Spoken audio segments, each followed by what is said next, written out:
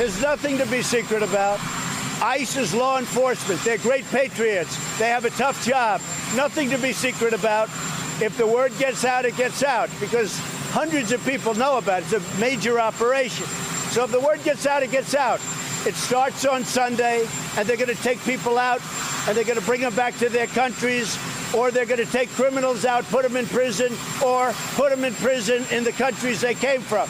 We're focused on criminals as much as we can. Huh. Really? Have you been to Clint? In the span of 24 hours, we went from an ICE spokesman refusing to confirm raids against undocumented migrants this weekend at a concern for agent safety to Donald Trump there, announcing those raids willy-nilly on the White House South Lawn. You might remember Trump revealed the last planned roundup by tweeting about it, which, according to the New York Times, quote, blindsided ICE agents whose safety officials feared would be compromised as a result. Sound familiar? Trump undermining and exposing his own officers.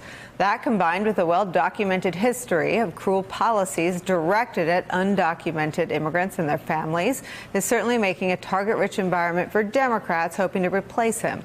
Just take Kamala Harris speaking to Rachel Maddow. He has failed to perform on every level by which we should measure a president of the United States, not to mention failed as a commander-in-chief. And so he's going to create, as he often does, this distraction. I agree with you. And do these raids, which is a crime against humanity. And I believe in the way that he is coming about this and the way he has been handling the issue.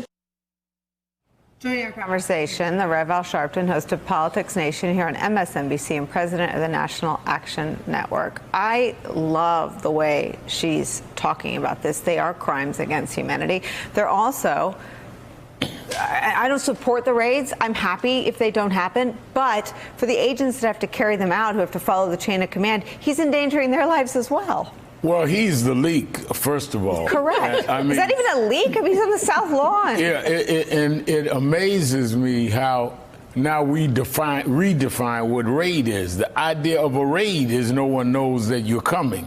And then when you look at the cities he's outlined, they are very clearly cities that have been, the mayors are Democrats, right. And they're cities that he lost the vote. If you're really that concerned about the issue he raises, then why aren't you going at some of your friends' cities? And why aren't you telling those mayors that they ought to be raiding? So this is very calculated, and it's certainly what Senator Harris said, is that it is not only a crime against humanity, it is clearly him trying to use a distraction to play to his base. I'm going in, but he's going into Democratic cities. He's not challenging Republican mayors.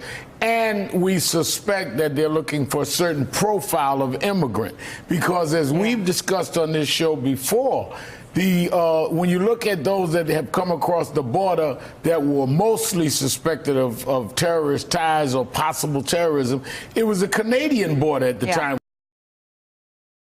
For Canadians, I mean, who are we looking for, President Trump? Well, and I talked to a former counterterror official the last time this was in the news, and they said that there were no known terrorists who ever crossed the U.S.-Mexico border. You would know better than me. It's a fallacy. Doesn't happen. Drug dealers, yes. Middle Eastern terrorists, no. If you want to plan tactically a law enforcement operation across the country that gets someone hurt, this is how you would do it. You would specifically name the cities you're going to hit, the categories of people you're looking for, which are the overstays, right, who have paper on them, and then you would say it's going to happen on Sunday. And so there's two extremes. One, the raids will result in the sound of crickets and no one's there, because they're gone if they've heard about it. And the other extreme, and boy, I hope I'm wrong, is somebody gets hurt. You have barricaded subjects or armed subjects, and now you have to force entry. And where are you forcing entry into? Churches? Shelters? Refuge centers? Where's that going on? This is not how you plan a law enforcement operation. It's so remarkable, this idea that nothing is sacred. I mean, traditionally, law enforcement communities, law enforcement officials and their families and their communities have been open to normal Republican messages. To end up even against the interests and the safety of law enforcement is just a remarkable feat. Yeah, I think one thing we have to remember, Nicole, about Donald Trump is he's not governing, right? This is a political campaign for him.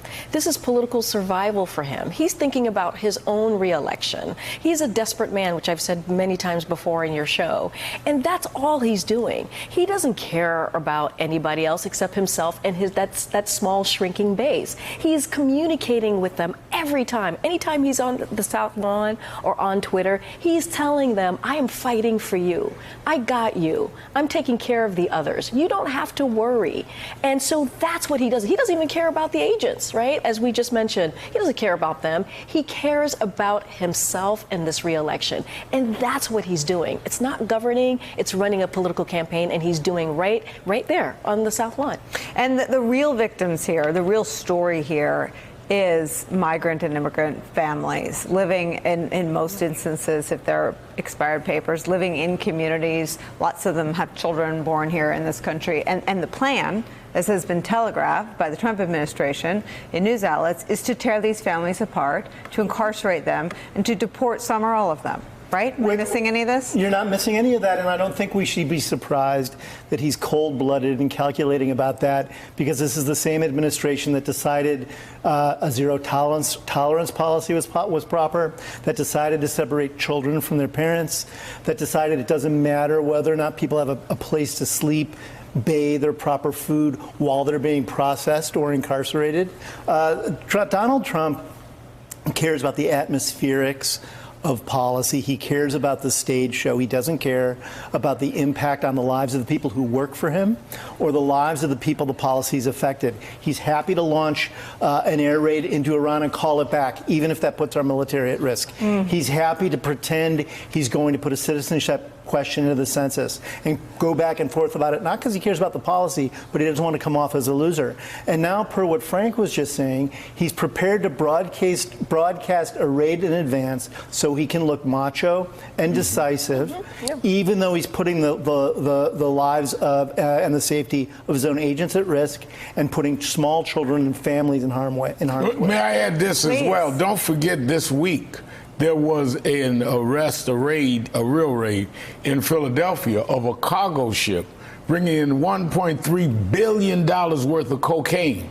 Not one word by this president, not one tweet, no mention on the lawn today about $1.3 billion that would have gone to the streets of Philadelphia. Why isn't he talking about that? Why aren't we looking at cargo ships? These were not Mexicans coming across the border.